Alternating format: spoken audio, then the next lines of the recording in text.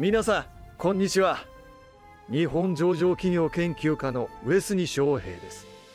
今日紐解くのは、任天堂の物語。任天堂と聞くと、ゲームを思い浮かべる人は多いでしょう。けれど、その根っこにあるのは、機械ではありません。人を笑顔にする遊びそのものです。物語は、1889年の京都から始まります。山内房次郎が花札を作り売り始めました。花札はただの紙ではありません。絵柄を見て相手を読み、場の空気を楽しむ道具です。任天堂の始まりにはすでに遊びの設計がありました。やがて任天堂は西洋式のトランプも作り始めます。日本の遊びだけでなく、新しい遊びの形も取り込んでいきました。1953年、任天堂は日本で初めてプラスチック製トランプの量産に成功します。丈夫で扱いやすく、遊びを長く楽しめる道具でした。1959年にはキャラクターを使ったトランプを売り出します。札の上に物語を載せる。この経験は後の任天堂らしさにつながっていきます。1963年、会社名は今の任天堂株式会社になりました。カードの会社から遊びの会社へ、器が少しずつ広がっていきます。任天堂はまっすぐゲーム会社になったわけではありません。おもちゃ、レジャー、光を使った遊び、いくつもの道を試しながら次の入り口を探しました。1977年、任天堂は家庭用テレビゲーム機を発売します。テレビの前が家族の遊び場になる。そんな未来がここから見え始めました。1978年にはアーケードゲームにも進みます。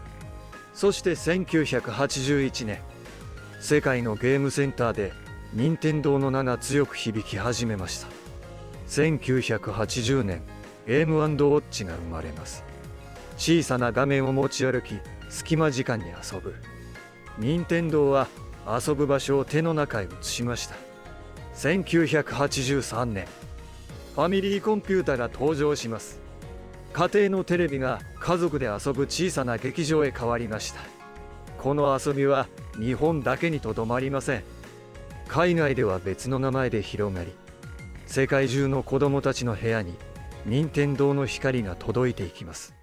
翔平の小さな帳簿です。任天堂を見るときは機械の売れ行きだけでなく、その機械で長く遊ばれるソフトと IP の力を合わせて見るのが鍵です。任天堂の物語には作り主の名前も欠かせません。宮本茂。遊びを世界中の人がわかる形にする名人です。任天堂のキャラクターたちはただの絵ではありません。ゲーム、映画、商品、テーマパークへと姿を変えながら、人の記憶に残り続ける資産です。任天堂の強さはハードとソフトを一緒に考えることです。どんな形の機械ならどんな遊びが生まれるのか、その問いから商品が作られていきます。もちろん全てが当たったわけではありません。どの時代にも期待ほど届かなかった商品がありました。けれど任天堂はその度に次の遊び方を探しました。ゲームボーイ、任天堂 DS、そして携帯して遊ぶ文化。任天堂はリビングだけでなく、電車の中や旅先にも遊びを連れて行きました。2006年の Wii はボタンを押すだけの遊びを変えました。体を動かし、家族で笑い、ゲームに慣れていない人も輪に入る。任天堂らしい広め方でした。2017年、任天堂スイッチが登場します。家でも外でも、一人でもみんなでも、遊ぶ場所の壁をまた一つ低くしました。スイッチは任天堂の歴史の中でも最大級の販売規模になりました。大切なのは台数そのものより、長い時間遊び続ける人がいることです。そして2025年、任天堂スイッチ2が船出しました。初年度の販売は力強く見えます。ただし、新しい世代が本当に根付くかはこれからのソフト次第です。投資家が見る数字はいくつかあります。ハードの台数、ソフトの本数、デジタル売上、海外売上。どれも遊びがどれだけ続いているかを見る手がかりです。任天堂の売上は海外の比重が大きい会社です。京都で生まれた遊びが国境を越えて家族の時間に入り込んでいます。今の任天堂にはパッケージだけではない革もあります。ダウンロード版、追加コンテンツ、オンラインサービス。遊びは箱からネットワークへも流れています。近年の任天堂はゲームの外にも世界を広めています。映画、冷蔵、商品、直営店、リアルな体験。IP は画面の外でも人と出会います。映画はゲームを遊ばない人にも扉を開きます。画面の中で育った世界が親子で見られる物語としてまた新しい記憶になります。テーマパークや資料館も任天堂らしい橋です。遊びを画面から現実へ出し、歩いて触れて思い出に変える場所になります。任天堂アカウントは人と任天堂をつなぐ糸です。一度きりの販売で終わらず、遊んだ記録や関係を次の世代へつなげていきます。現在の社長は古川俊太郎です。任天堂は IP のファンを増やし、お客さんとの長い関係を育てることを書かれています。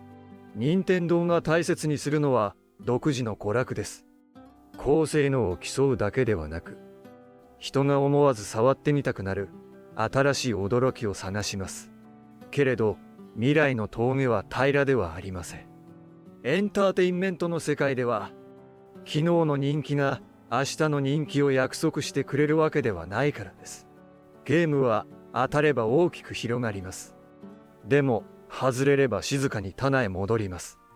研究開発にはいつも不確実さがついて回ります。新しいハードへの移行も簡単ではありません。前の世代を楽しむ人を大切にしながら、新しい世代へ進む理由も作らなければなりません。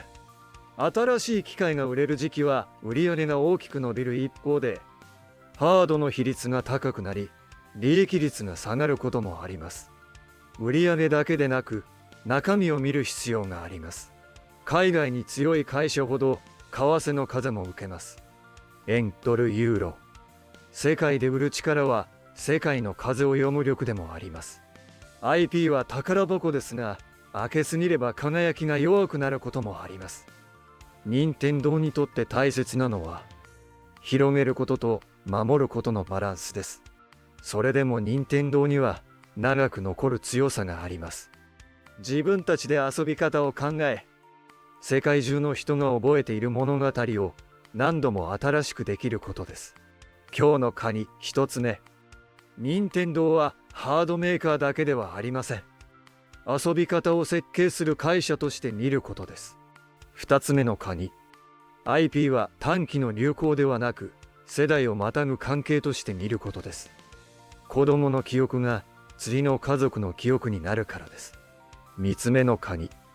スイッチ2の勢いは台数だけでなく、その後に出るソフトと遊び続ける人の数で見ることです。四つ目のカニ。映画、商品、リアル体験はおまけではありません。ゲームに戻ってくる道を増やす入り口でもあります。思えば始まりは小さな花札でした。札の絵柄を見て人が集まり笑う。その景色は形を変えて今も続いています。任天堂の遊びは国や言葉を超えて届きます。勝って笑う人、負けて悔しがる人、その時間そのものが会社の価値を作っています。任天堂を見る鍵は、機械、ソフト、IP、そして人との長い関係です。数字の奥にどれだけ遊び続ける人がいるかを見ていきましょう。次回はまた別の日本企業の物語へ向かいます。小さな始まりがどんな世界へ広がるのか、一緒に勝負をめくっていきましょう。この動画が面白かったらチャンネル登録と高評価をお願いします。日本株式会社物語。次の一社でまたお会いしましょう。ご視聴ありがとうございました。チャンネル登録で次の日本株式会社物語もお楽しみください。